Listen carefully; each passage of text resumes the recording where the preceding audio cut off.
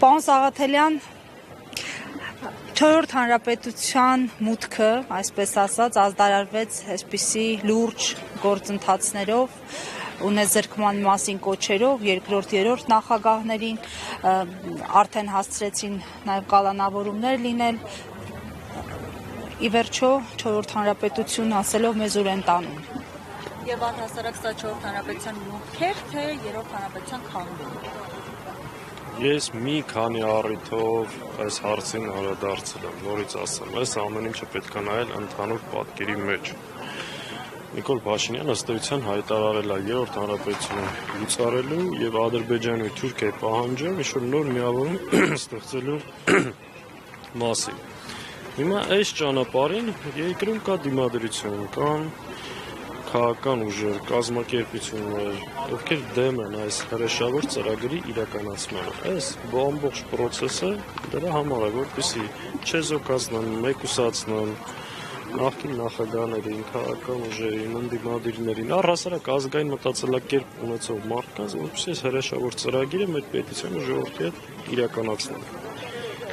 Իրենց ամենամեծ խնդիրը լինելու է սահմանադրական բարեփոխումները, Թուրքիայի գլխավոր պահանջներից մեկի իրականացումը,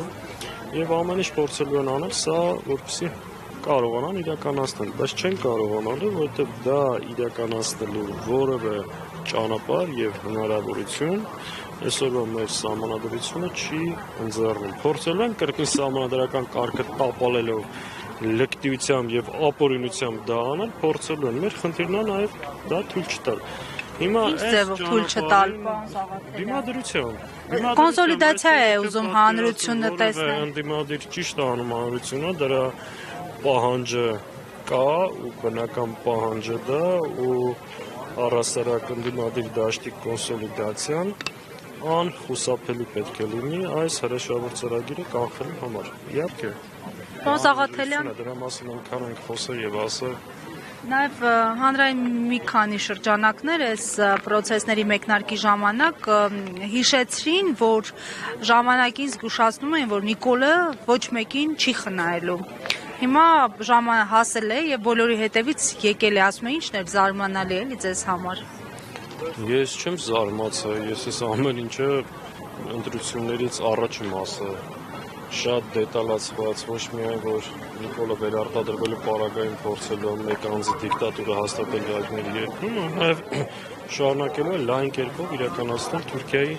պահանջները։ Իմ համար ընդհանրապես զարմանալու բան չկա այս ընթացքում կամ այս ամեն ինչը։ Նկատի ունեմ, ինչու մանդատները վերցրեցին, ասում են, եթե պիտի այս իրավիճակին ականատեսեն։ Չվերցնեինք, այս իրավիճակը չէր լինելու։ Այսինքն սա ինչ մի բան է, ասենք երեկել Նիկոլ Փաշինյանը խորհրդան մանդատները դրեք, ասենք դա բացարձակ մեկը մյուսի հետ կապ չունի, այդ խոսույթը արդեն բան է, այդ մանդատի, այսինքն դրանով էր պայմանավորված այս process-ը, ասենք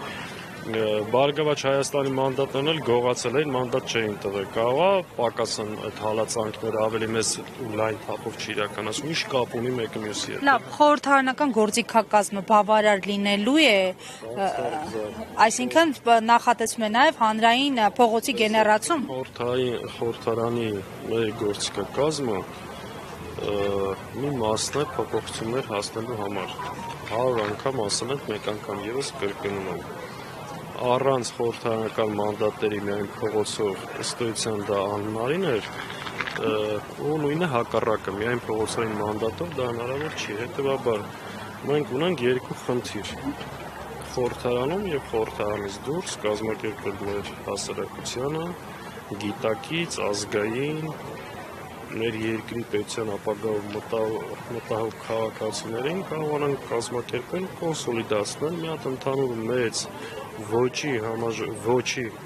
համաժողովրդական ճակատ ստեղծել ու փորձել կանխել այն հրաշավոր ծրագիրը, որ գործադրվում է մեր պետության ու Հայեր այդ ուղղությամբ ձեռնարկվում են, պարոն Սաղաթելյան։ Գիտեք, քանի ամիս է այդ քննարկումները կան։ Այս պահին վերջնական որ ասեմ կոնսոլիդացիա կա դեռ չկա, բայց դա առաջիկա շաբաթներին մեր հիմնական հանելիքը եւ քաղաքական կոնսուլտացիաների առանցքը պետք է լինի։ Բայց կան արդեն այդ կոնսուլտացիաները գոնե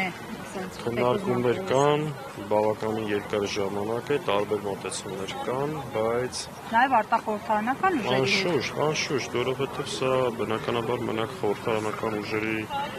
խնդիրը չի, սա առավելագույնը պետք է կարողանանք մոբիլիզացնել, նորից եմ ասում, ոչ միայն քաղաքական ուժերին, այլ նաև մեր հանրության բոլոր հնարավոր շերտերը։ Եվ շնորհակալություն։ Շնորհակալություն։